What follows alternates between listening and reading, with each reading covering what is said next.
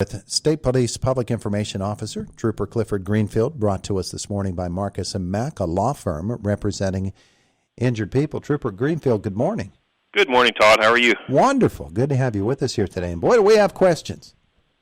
Sure. Yep, thanks for having me. I hope I can help you out. Well, there are a bunch of questions, and folks keep writing to us asking us to find out this information as if we're the investigators. We're not.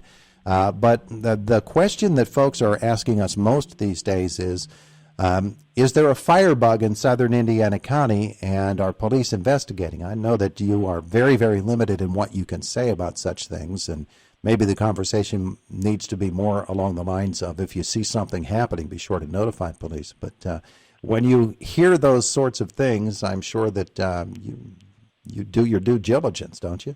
We do. Thank you. Thanks for giving me the opportunity to address the questions you've been getting.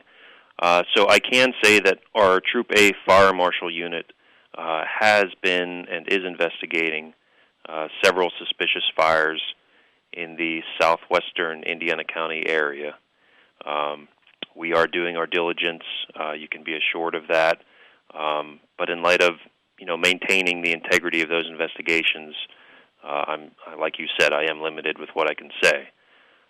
But as always, we really encourage anyone with information to call us right away. If you should see something suspicious or out of the ordinary in your neighborhood, even if you think it's something insignificant, please give us a call. And that can give you peace of mind as well, to relay that information to the appropriate authorities. We know that from the investigations into the arson fires in northern Indiana County just a couple of years ago that police take it very, very seriously, every tip that they get, and that you have been for a couple of years now conducting those visits and security checks on houses of worship and businesses all around Indiana County. Do those still go on? Right. Yes, we are still conducting those. Businesses, schools, houses of worship. Those are logged. I haven't compiled the numbers recently. I know that our troop had conducted quite a few over the past Easter weekend at houses of worship. But we are continuing to check on schools, businesses, houses of worship, and critical infrastructure sites as well, around the clock, evenings, overnight, and on weekends. So we're doing our best to be a visible presence to deter any potential criminal activity. That's the goal. Yeah, absolutely. All right, I want to move on to another topic. April is Distracted Driving Awareness Month, and I was framing it earlier this morning in terms of people on motorcycles and how we need to, as drivers of passenger vehicles or commercial vehicles, the four-wheeled variety of vehicle, watch out for the guys and the gals on two wheels. Right. I've been seeing quite a few motorcycles on the roads over the past few weeks. I'm sure that will only increase. So it's very important just to have that in your mind when you're driving, that you should anticipate seeing motorcycles on the road now. Take those few extra moments when you're proceeding from a stop sign into an intersection or passing through an intersection, or especially making a left turn, that you're not turning in front of a motorcycle. So if you can just take a couple extra seconds to look and be absolutely sure that your path is clear, you may save a life.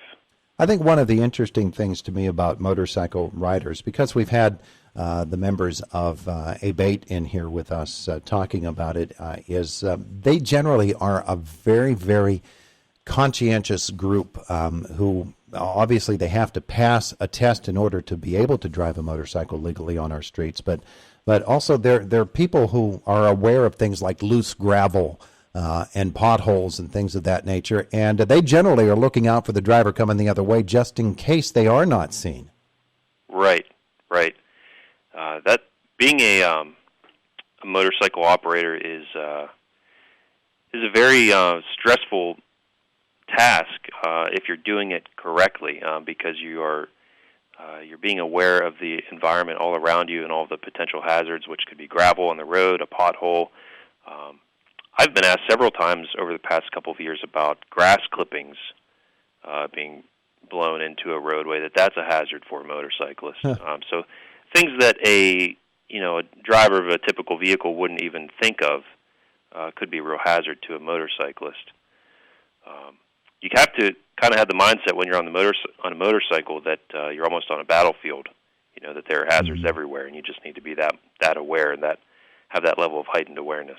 Yeah. Now, as to distracted driving as a whole, we tend to generally want to narrow that down to the distraction being your phone and texting, but it's a much broader thing. We had this survey that came out earlier this morning that asking people what are the most common distractions that you see, and the number one thing they say is just rubbernecking, seeing things outside, and then all of a sudden something appears in front of you, and boom, you hit it.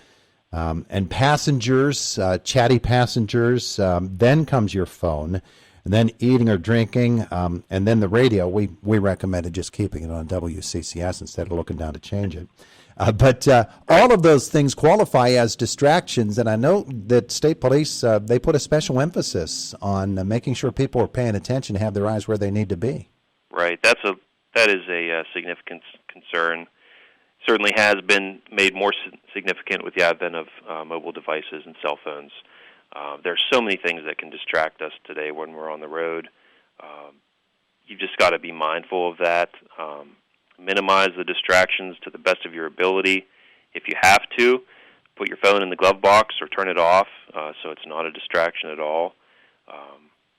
And, yeah, you mentioned passengers, can be a distraction. That's certainly the case. And for all those parents with teenage drivers, have this discussion with them, routinely, that you need to be always reminding them of limiting their distractions, because driving is it really is a dangerous thing if not done correctly and not taken with the appropriate care. So we can just do our best, but it all comes down to that. That particular moment in time that you're driving down the road, you've got to be focused. Yeah, there is the concept of the inexperienced driver who still has to learn a thing or two, including a healthy fear of what they're doing. And that's one thing. Right. But there's also the idea that somebody who is experienced sometimes can treat it as maybe a little bit too routine, and they fall into poor habits. And I know that you're quite concerned with that as well. Right. It's easy to get into that routine. I've heard accounts of people, driving to work and they don't remember their trip at all because they're in that zone, and that just happens kind of naturally. And you need to almost fight against that so that your awareness level isn't diminished. And if you have a commute to work in the early morning hours, dawn or even in the evening at dusk, if you're out on the roads, those motorcycles are going to be harder to see potentially. They should have their headlight lit, but you've got to just be aware and realize that your actions have a consequence, and that's really important. Yeah. One other thing I wanted to note about driving, and you put out a release earlier, maybe it was last month, about farm equipment and the very large pieces of equipment that get moved about on our highways. That and highway construction zones, they merit special attention too. Right. We'll be seeing more construction, I'm sure, in the weeks and months ahead, as we typically do in the summer. Over the past few years, our Indiana station troopers have conducted something called Operation Yellow Jacket. We do not have one scheduled at the moment, but that is when our troopers conduct speed enforcement in an active construction zone from the vantage point of a PennDOT vehicle. And so we're trying to keep those active construction zones as safe as possible. If a trooper would observe a speeding violation, they would radio to troopers out ahead, giving the vehicle description, make, model, color, and the speed, and then that trooper can pull the person over. So we may be doing that again this year at some point. I don't know. But we place a very high emphasis on keeping construction zones safe.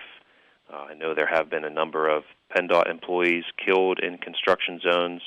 Of course, we have police officers who are killed when investigating a crash scene or conducting a traffic stop.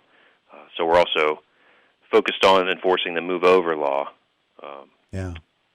where you have to move over if it's legal and safe to do so, and give us room to work on the side of the road.